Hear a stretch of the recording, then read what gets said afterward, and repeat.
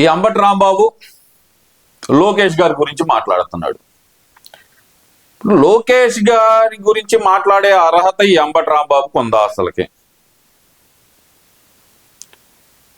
ఎందుకంటే కనుక లోకేష్ బాబు గారు స్టాన్ఫోర్డ్ యూనివర్సిటీలో చదువుకున్నారు, ఆయన వరల్డ్ బ్యాంక్ లో జాబ్ చేశారు.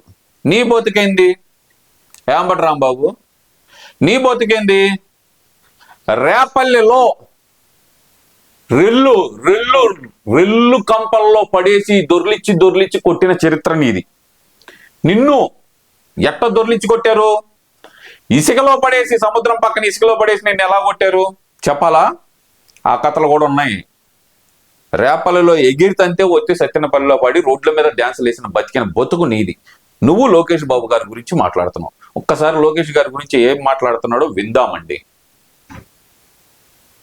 జనానికి పంచడం, ఎన్నికలోకి వెళ్తాం అనేటువంటి ఒక దుష్ట సాంప్రదాయాన్ని అతి వేగంగా తీసుకొచ్చినటువంటి వ్యక్తి నారా చంద్రబాబు నాయుడు గారు అనేది ఈ సందర్భంగా నేను మనవి చేస్తున్నాను. ఏం పంచుతున్నాడు రా?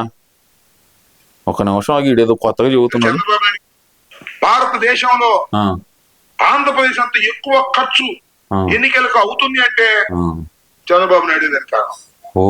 ఆయన డబ్బులు దోచుకోవడం, ఆయనకి పంచడం, ఎన్నికలోకి వెళ్తాం అనేటువంటి ఒక దుష్ట సాంప్రదాయాన్ని అతి వేగంగా తీసుకొచ్చినటువంటి వ్యక్తి నారా చంద్రబాబు నాయుడు గారు అనేది ఈ సందర్భంగా నేను మనవి చేస్తున్నాను. దోచుకోవటం గురించి నువ్వు మాట్లాడాలి, మీ వైసీపీ నాయకులు మాట్లాడాలరా? నువ్వే మాట్లాడాలి. అందరం ముఖ్యంగా మీ వైఎస్ఆర్సీపీ నాయకులే మాట్లాడాలి. 2004 ఎలక్షన్లో మా కొంప అమ్ముకుంటాము, లేదా మా కొంపని మార్టిగేజ్ చేసుకుంటాము, తాకట్టు పెట్టుకుంటాము, పర్మిషన్ ఇవ్వండి అంటూ అప్పటి అసెంబ్లీ సెక్రటరీకి లేఖ రాసిన రాజశేఖర్ రెడ్డి గెలిచిన తర్వాత పరిస్థితి ఏందిరా?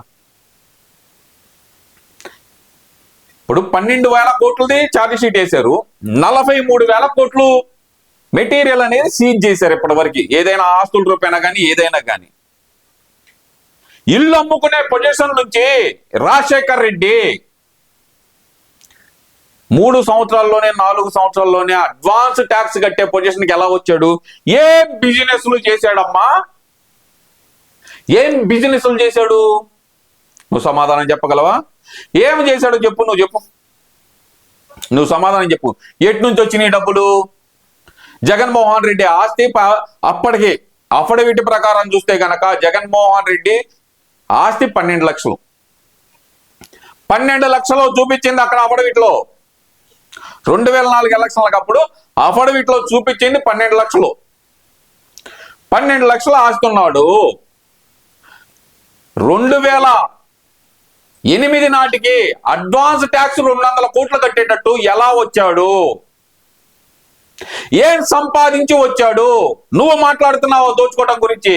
మీ నాయకుడు దోచుకున్నంత ప్రపంచంలో ఎవడు దోచుకోలేదు. మీ నాయకుడు ఆస్తి కనుక లెక్కేస్తే కనుక అంబానీని అదానీని మించిపోయే ఇవాళ ఎవరైతే వరల్డ్ లో నెంబర్ 1 ఉన్నారో ఎలాన్ మస్క్ దాటిపోతాడు. అంత సంపద దోచుకున్నాడు. నువ్వు చంద్రబాబు నాయుడు గారి గురించి మాట్లాడతావా? ఏం బతుకుతున్నావు అంబటి నువ్వు? చంద్రబాబు నాయుడు గారు ఎట్లా ఉంటే వాళ్ళ అబ్బాయి ఉండడు ఇంకా ఆయన లోకేష్ గారు. అనుభవం ఉందో లేదో నాకు తెలియదు, అర్హత ఉందో నాకు తెలియదు. కానీ అంటే అనుభవం అంటే ఏం అనుభవం కావాలి? సంజయంతో మాట్లాడిన అనుభవం కావాలా? సుకన్యతో మాట్లాడిన అనుభవం కావాలా? ఏం బట్టరాం బాబు, నీకు అనుభవాలు అంటే అయ్యే కదా. గంట వస్తావా, అరగంట కొడతావా? ఏమ్మా అంబటి, అలాంటి అనుభవాలు ఎవరికి ఉండవులే. ఎంతైనా రసికరాజావే కదా.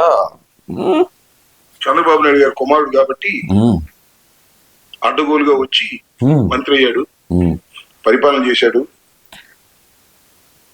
వైఎస్ రాజశేఖర్ రెడ్డి అనేవాళ్ళు లేకపోతే జగన్మోహన్ రెడ్డి ఎవడు? హూ ఈజ్ జగన్మోహన్ రెడ్డి చెప్పు నువ్వు. చంద్రబాబు నాయుడు అనే వ్యక్తి రాజకీయాల్లోకి లేకపోతే లోకేష్ అనే వ్యక్తి స్టాన్ఫోర్డ్ యూనివర్సిటీలో చదువుకొని వరల్డ్ బ్యాంక్ లో జాబ్ చేస్తా జల్సాగా బతుకుతూ ఉండేవాడు. రాజశేఖర్ రెడ్డి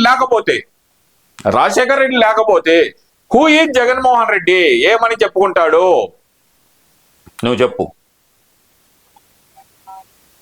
చంద్రబాబు నాయుడు గారు లేకపోతే అడ్డగోలుగా వచ్చాడు, చంద్రబాబు నాయుడు గారు ముఖ్యమంత్రిగా ఉండటం వల్ల అన్నావు.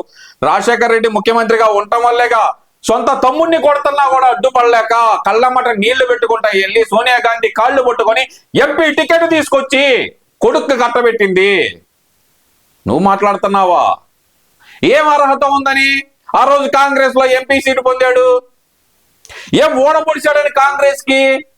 వాళ్ళ ఏం చేసిన సేవలను చూసే కదా ఇచ్చింది. సేవలను చూసి కాదులే, కాళ్ళు పట్టుకుంటే కనగరించి సోనియా గాంధీ ఇచ్చింది సీటు. నువ్వు మాట్లాడుతున్నావా?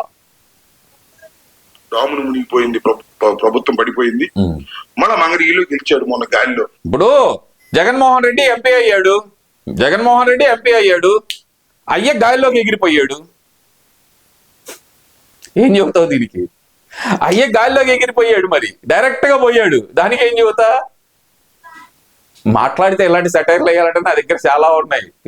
నువ్వు నా దగ్గర నేర్చుకోవాలి సెటైర్లు. చెబుతున్నా, నేను సెటైర్లు వేయటం మొదలు పెడుతున్నావు, రిటైర్ అయిపోతావు అంటే నా సెటైర్లు తట్టుకోవడం నీ వల్ల కాదు.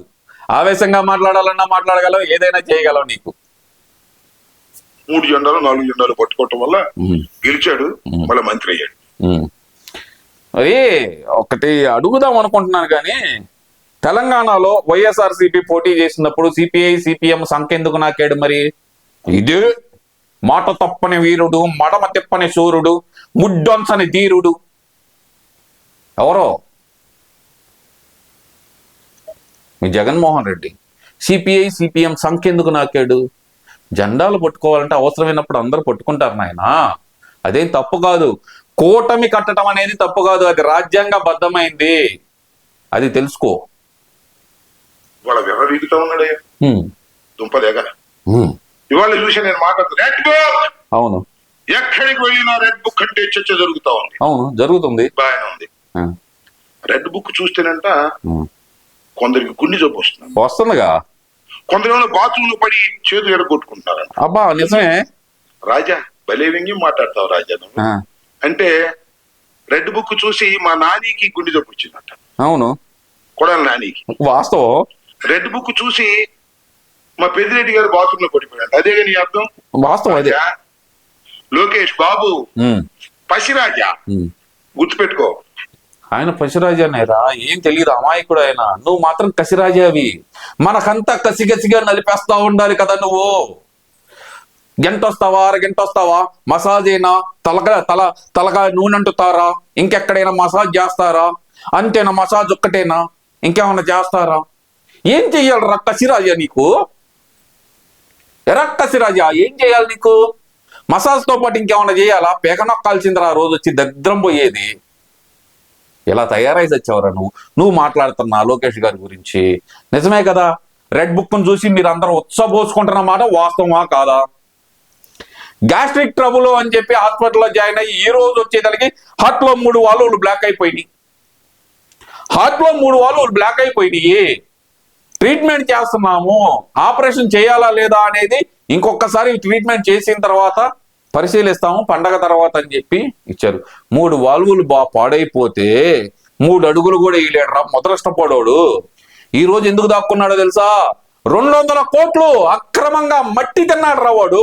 పేద ప్రజలకి ఇంటికి మెరకదోలటానికి అని చెప్పి ఆ తోలే మట్టిని అడ్డంగా బొక్కేసి ఆ మట్టి అంతా వెళ్ళి గుండెకి అడ్డుపడిందని మీరు అనుకుంటున్నారు. గుండెకి అడ్డుపడలా, ఎక్కడ అడ్డుపడలా, మొత్తం మింగేసి ఆ కేసు ఫైల్ అవ్వగానే వెళ్ళి హాస్పిటల్లో జాయిన్ అయ్యాడు. ఇంకొకటి సంగతి చెప్పావు, పెద్దిరెడ్డి అటవీ భూమి 100 ఎకరాలు ఆక్రమించాడు. అదొక కేసు అయితే గనక ఇంకో కేసు ఉంది, నానా కసిరాజా అంబటి రాంబాబు. తాడేపల్లిలో తగలబడిన ఫైల్స్ సంగతి అక్కడ పక్కన పెడితే గనక ఏసీబీ కేసు నమోదైన మరుక్షణమే తాడేపల్లిలో ఫైల్స్ తగలబడినాయి. అది ఫస్ట్ తీసి పక్కన పడండి. అక్కడ ఫైల్స్ తగలబడిన తర్వాత ఏసీబీ విచారణ వేగవంతం అవుతుంటే గనక ఎంపీ మిథున్ రెడ్డి ఏం చేశాడు? నాకు బెయిల్ కావాలి, వీళ్ళు అన్యాయంగా అరెస్ట్ చేయడానికి చూస్తున్నారు అని చెప్పి కోర్టుకు వెళ్ళాడు. కోర్టుకు వెళ్తే లాగిపెట్టి కొట్టింది హైకోర్టు. హైకోర్టు కొట్టంగానే తెల్లారి పొద్దున్నే పార్లమెంట్ లో లావు శ్రీకృష్ణదేవరాయలు గారు లిక్కర్ స్కామ్ గురించి మాట్లాడిన తెల్లారి పొద్దున్నే బాత్రూమ్ లో పెద్దిరెడ్డి జారి పడ్డాడు, చెయ్యరిగింది. అయ్యక సేవ చేసుకోవాలనే నెపంతో ఏప్రిల్ 3వ తారీఖు దాకా బెయిల్ తెచ్చుకున్నాడు. నువ్వు చెప్పు, ఎవడు భయపడుతున్నాడు చెప్పు ఇప్పుడు? అక్కడ దాకెందుకు మీ పేరునానే ఉన్నాడు బెయిల్లో, సజ్జల బెయిల్లోనే ఉన్నాడు, సజ్జల కొడుకు బెయిల్లోనే ఉన్నాడు. బెయిల్లో లేనిది ఎవరు? మీ వైసీపీ పార్టీలో ఉంటే బెయిల్ మీద, లేదా దవాఖానాలో, లేదా జైలు మీద. ఇదేగా మీ బతుకు. నువ్వా మాట్లాడుతున్నావు లోకేష్ గారి గురించి? కసిరాజా, మా కసిరాజా, మసాజ్ చేసే టైం నీకు దగ్గర పడిందిలే. పోలీసులు తమ లాఠీలతోటి మెత్తగా మసాజ్ చేస్తుంటే నీకు సమ్మగా ఆ రోజు నువ్వు పెట్టే కేకలు లైవ్ లో జనాలకు వినిపించడానికి నేనైతే సిద్ధంగా ఉండా. నీకు మసాజ్ పోలీసు లాఠీలతో ఎలా జరిగిద్దో పబ్లిక్ అందరికి వివరంగా చెబుతా. నేను మాత్రం అతివాగుడు తగ్గించుకో. నువ్వు అంబటి రాంబాబు అతివాగుడు తగ్గించుకో. ఎవరి గురించి అయినా మాట్లాడేటప్పుడు నోరు అదుపులో పెట్టుకో. గుంటూరు జిల్లా అధ్యక్షుడు అయినంత మాత్రాన నీకేదో 2 కొమ్ములు వచ్చినాయి అని కాదు, లేదంటే వెనకమాలింత పొడుగు తోకొచ్చిందని కాదు. కొమ్ములు పట్టుకొని దున్నపోతులు, అడవి దున్న లాంటి జగన్మోహన్ రెడ్డినే కంట్రోల్ చేసిన టీడీపీ కార్యకర్తలు ఉన్నారు. నువ్వెంత ఆఫ్టర్ ఆల్ గడ్డి పరగ. నువ్వు నీ బతికేందో నువ్వు చూసుకో. విజయసాయి రెడ్డి లాంటి వెళ్ళి వ్యవసాయం చేసుకుంటున్నాడు. నీకైనా వ్యవసాయం చేయడానికి ఏముందలే, అంతా ఎండిపోయింది, తెల్లబడిపోయింది కదా. వ్యవసాయం చేయలేవు, ఇత్తనాలు వేయలేవేక. పోయి పని చూసుకో అమ్మా.